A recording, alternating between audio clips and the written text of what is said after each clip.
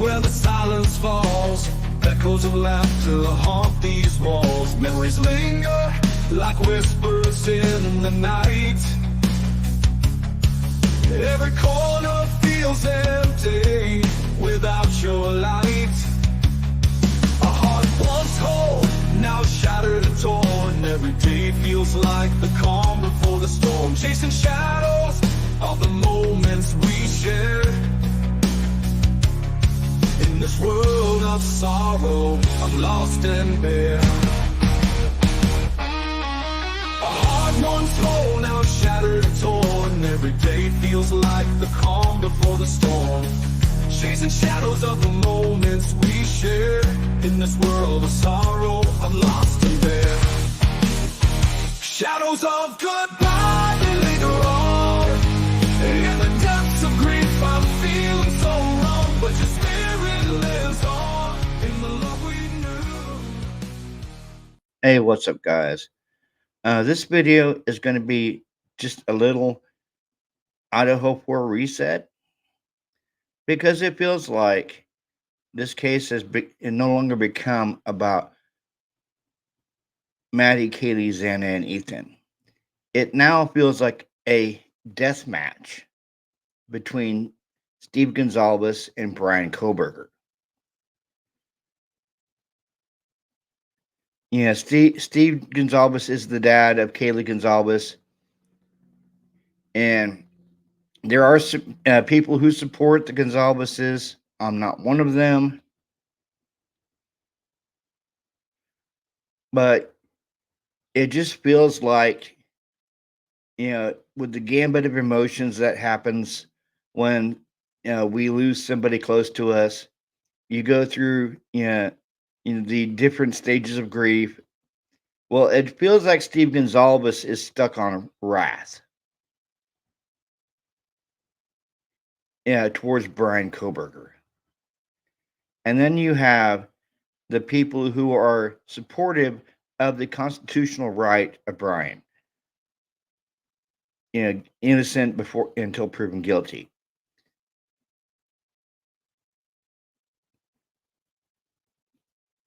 And the right to have the chance to face your accusers.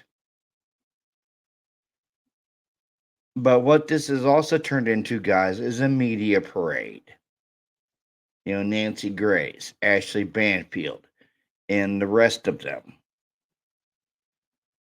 Then you have the gag order, which was supposed to be put in place to help, with the right to a fair trial, and also to keep people from getting their hands on everything.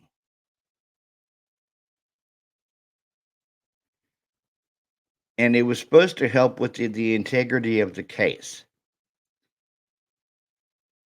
But the gag order, the only thing it's helping, guys, is turning the case into what it is turning into. The descent into chaos. And that's how I feel, the gag order, I wish there wasn't a gag order. I really do. But the gag order is helping fuel the descent into chaos that this case is spiraling down into. And then you had the recent interview with Steve Gonzalez on Nancy Grace, and they were attacking Brian Koberger, which was just basically a full-out assault on Koberger and his attorneys, and why they feel he shouldn't be wearing a suit, before the trial, and they feel that he's getting preferential treatment.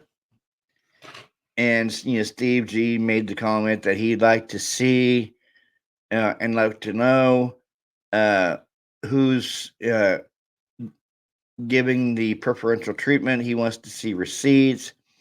He wants to see exactly the paperwork, where it's coming from, so he can hold that person accountable. I feel like that this is becoming celebrity death match between Brian and Steve. And that shouldn't be the case. You know, I'm not the jury, and I know you guys out there aren't the jury. But with this gag order in place, yeah, yeah, I'm afraid that if he's found guilty, then you're going to have these other people, the guilters, that's going to come back on people like me who supported Brian just for me getting in front of this camera and saying no, I don't believe this is what happened and this is how it went down. And I don't believe it. That's what happened with, I don't believe Brian was even there that night.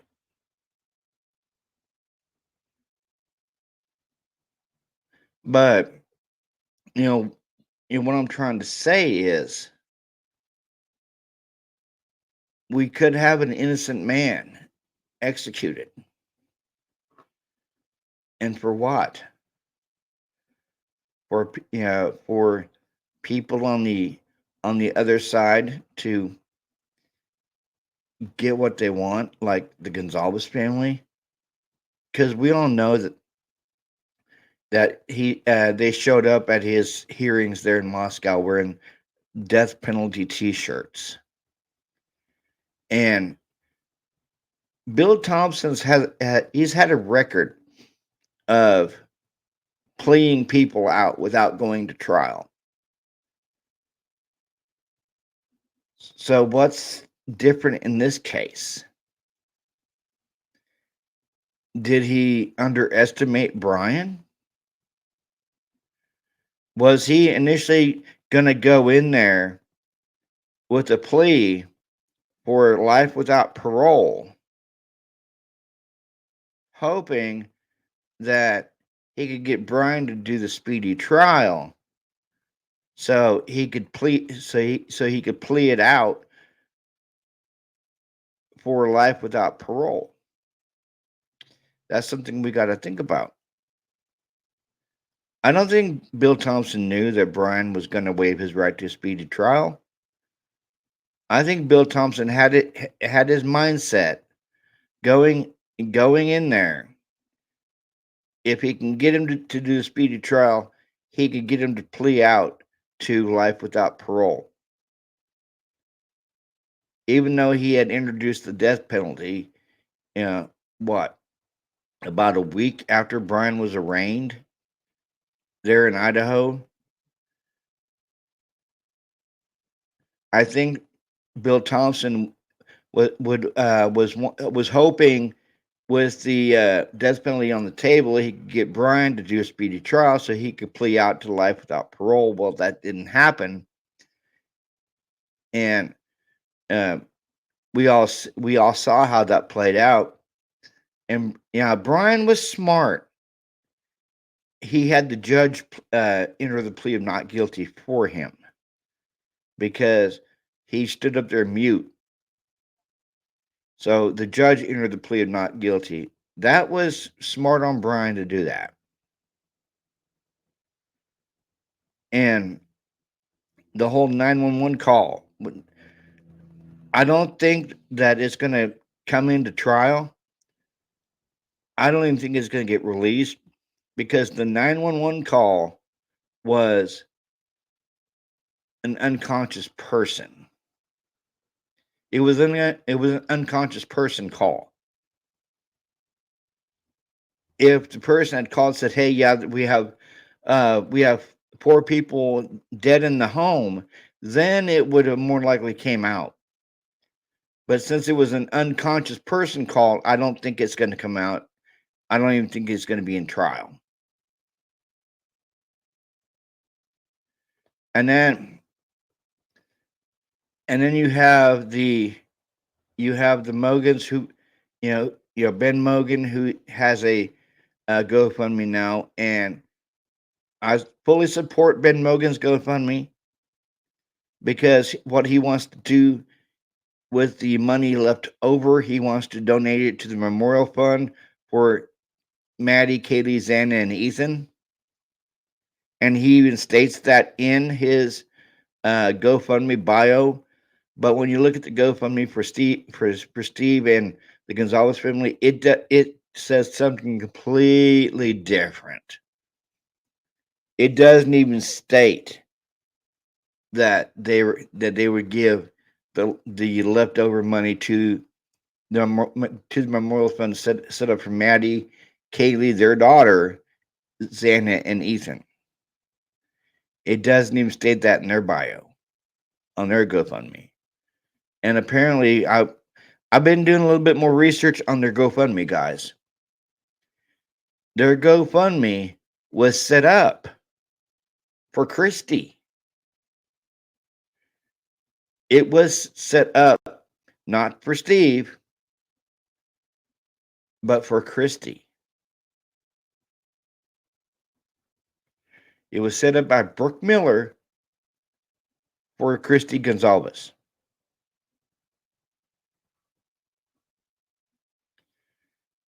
Now, see, I would think it would be set up in remembrance of Kaylee, because that's the trial they're going to be attending next year, and the trial is going to go from August 11th, 2025 to November 7th, 2025. So from August to November. And Ben states in his GoFundMe bio that it's for him and a few people, maybe like 2 or 3, to help support him. But the Gonzalez's 10 people. Is for 10 people. And the way the way they talk in that bio, it's almost like it's an inconvenience to go to the trial in Boise next year, because they state that they'll have to miss work, and they don't have any PTO or vacation time. So it's going to be a huge strain on them and their work schedule and their bills, and as well as the GoFundMe is for their dogs as well. So I don't know what's going on with the Gonzalez's. I did share in the last video in the comment section. I shared the link, guys. I shared the link to Ben Mogan's GoFundMe, and I'm going to do the same thing in this video. I'm going to share the link in the comment section for his GoFundMe, and I might make this video into premieres. So I will also share it in the live chat. I will share his GoFundMe in the live chat. The Gonzalez's I could give a rat's ass about. Ben's in more need of this GoFundMe than they are. They've been offered free housing, free food, free gas, free groceries, gift cards. Get your gift cards for the Gonzalez family. And see, this family irks me. They really do. They irk me. You get a phone call. Okay.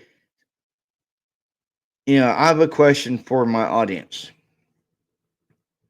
You get a phone call that something bad has happened to has happened to your child. A family member calls you and said, "Hey, Kaylee was shot in the face at a party last night." So Christy turns around, calls calls Kaylee. Kaylee doesn't answer, calls Maddie. That would put in my mind, hey, maybe I need to go check on my daughter. I need to get in the car and drive to her house and check on her. No. What they did was they sat in the house all day long playing football. And when I play football, watching football. Kaylee's cousin called Christy. Hey, Kaylee's been shot. She was at a party last night. She was shot in the face. Yeah, and Chris was like, Kaylee, what do you mean Kaylee's been shot? Well, as soon as I heard she'd been shot or she got hurt or something like that, I would have dropped everything and went to that house just to check on my daughter. They, on the other hand, didn't do nothing. They just sat around watching football, you know, trying to call Kaylee, trying to call Maddie. Couldn't get a hold of either of them. That would have been red flag in my book to go to the house and see if they're okay.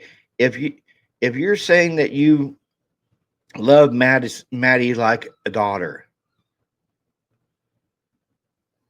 the Gonzalez's say, oh, uh, they love Maddie like a daughter. She was Kaylee's best friend. They were like sisters. Then why didn't you go check on them? Why didn't you get off your butt from watching football, drive to that house and check on them? It just makes you wonder, guys. It really does. As well as you have Steve Gonzalez and Steve Gonzalez the third or junior, whatever, whoever he is. What him and his son take a vacation to Puerto Rico in the midst of this investigation of the slaying of his daughter and the sister of Steve Jr. They take a trip to Puerto Rico. Why? And what's up with the whole hex hat thing? All of a sudden he's wearing it. That makes you wonder. That really makes you wonder, was he involved in something crooked? I think he was. And I think maybe that's why they went to Puerto Rico. They were looking to move out the country. Because you had that whole thing with the Friedman guy getting arrested for embezzlement, as well as Steve's friend also got arrested for embezzlement of a cryptocurrency. Was Steve afraid he was going to get arrested for embezzlement of cryptocurrency? Is that why they went to Puerto Rico? Just something to make you think, guys. Yeah, this family is so corrupt. I mean, they were throwing a hissy fit because Brian was coming out in suits and he was looking nice and he had nice haircuts and yeah. And they were one, and just like Steve said in the interview where him and Nancy was attacking Brian. I know, I watched the interview. They were attacking Brian. He'd like to see exactly, who's behind Brian getting all these perks, is the way he put it, so he could hold them accountable. You ain't gonna hold nobody accountable, Steve. In fact, somebody needs to hold you accountable.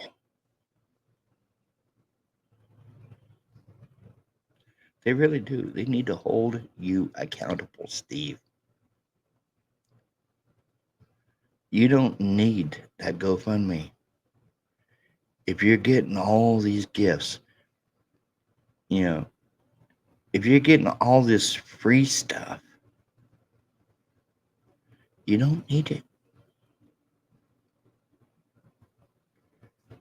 But you know what? I think I'm kind of starting to figure you out, Mr. Gonzalez, and your little family.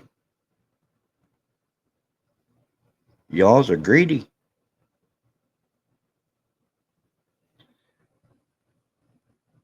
I challenge you. Do what Ben's doing. He's going to donate the money that he's not using after everything's over with. He's going to donate that to the memorial fund for his daughter, your daughter, Xana, and Ethan. Let's see if you actually do the same or if you just keep it. Because my money's kind of on you guys keeping it. It is. That's where my money's at. My money's on you guys just keeping the money. You have Ben Mogan who's doing the right thing. And guys, Ben is doing the right thing. Donating the money that he's not going to use after the trial to the memorial fund. That is very honorable of that man. Can we say the same thing for Steve? Or Christy? Or Olivia? I don't think so.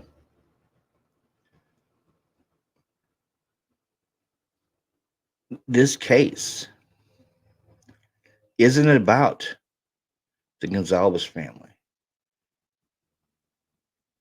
It's about a man who deserves the right to a fair trial, who deserves the right to face his accusers.